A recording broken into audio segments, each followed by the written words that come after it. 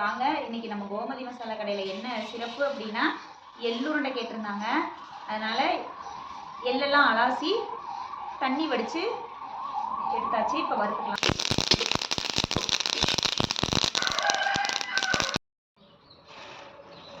இப்போ பார்த்தீங்கன்னா இப்போ அந்த எள்ளெல்லாம் வறுத்துட்டோம். வறுத்த எள்ளை வந்து இப்படி நம்ம தேய்ச்சி விட்டோம்னா அந்த கருப்பாக இருக்கிறதெல்லாம் இப்படி உளுந்துடும்.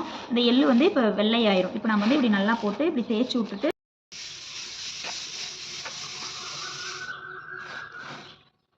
இந்த கருப்பாக இருக்கிறதெல்லாம் இப்படி உளுந்துடும். நம்ம இப்படி சலிச்சு எடுத்துட்டோம்னா இது பாருங்கள் ராகி மாவு. இந்த மாதிரி ராகி மாவை இப்படி நல்லா புட்டு மாவு மாதிரி இப்படி பிணைஞ்சிக்கணும். அப்புறம் இட்லி தட்டில் தண்ணி ஊற்றி வச்சு இட்லி பானையில் இப்படி அள்ளி வச்சிட்டோம்னா பாருங்கள் இந்த பிளேட்டில் வச்சு இப்படி அள்ளி வச்சிடணும். கொஞ்சம் கொஞ்சமாக போட்டு இடிச்சுக்கலாம். இப்போ வந்து யாருமே இந்த மாதிரி இடித்து யாருமே சாப்பிட்றதில்ல எள்ளுருண்டை. மிக்சிலையுமே அரைச்சிக்கலாம். ஆனால் எங்களுக்கு வந்து ஆர்டர் வந்து இடித்து கொடுங்க அப்படின்னு தான் வந்திருந்தது. அதனால் வந்து நான் இடிச்சே தரலாம் அப்படின்ட்டு அதில் இடிச்சிட்ருக்கிறேன். அந்த காலத்தில் இப்போ செக்கில் இடிக்கிறப்ப வந்து குழந்தைங்களாம் சுற்றி உட்காந்துக்குவாங்க. இதில் கருப்பட்டி இதெல்லாம் போட்டு கொடுங்க அப்படின்ட்டு டேஸ்ட்டாக இருக்கும் அப்படின்னு.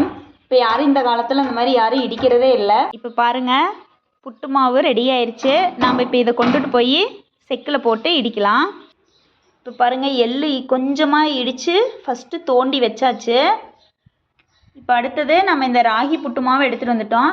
ராகி புட்டு மாவு வந்து பாதியும் கருப்பட்டி வந்து இந்த மாதிரி இடித்து எடுத்து வச்சாச்சு. இதில் பாதி ராகி பாதி கருப்பட்டி பாதி இது ரெண்டையும் போட்டு இடிச்சுக்கலாம். எள்ளு உருண்டைக்கு வந்துட்டிங்களாக்கா? எள்ளுருண்டை ஆர்டருங்கக்கா. ஆர்டரு அதனால் இடிக்கிறோம். அந்த காலத்தில் பார்த்தீங்கன்னா மாப்பிள்ளைக்கு வந்து கம்புருண்டை எள்ளுருண்டை தான் வைப்பாங்களாம். மாப்பிள்ளை வந்து சாப்பிட மாட்டேன் அப்படிம்பாங்களாம். மடியும் எல்லாம் போய் தூங்குனதுக்கப்புறம் செக்கை சுரண்டி சாப்பிடுவோம். அந்த அளவுக்கு டேஸ்ட் பாருங்க. கடைசியாவா உலக்கையாக பிடிச்சிக்குது.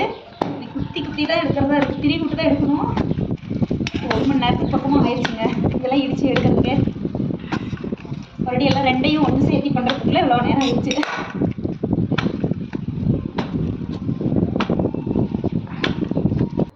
எல்லாம் இடிச்சுங்க எல்லாம் உருண்டை பண்ணி ரெடி பண்ணியாச்சு. இளைத்தவனுக்கு எள்ளும் கொளுத்தவனுக்கு கொள்ளு அப்படின்னு சொல்லுவாங்க. அது மாதிரி உடம்பு ரொம்ப லீனாக சத்து இல்லாத இருக்கிறவங்களுக்கு இந்த எள்ளுருண்டை கொடுக்கலாங்க. இது உலக்கிலேயே இடித்து நீட்டாக பண்ணியிருக்கோம். உங்களுக்கு ஏதாவது ஆர்டர் தேவைன்னா சொல்லுங்கள். இதே மாதிரியே செக்கில் இடித்து நான் ரெடி பண்ணி நல்லா நீட்டாக கொடுப்பேன். நன்றி.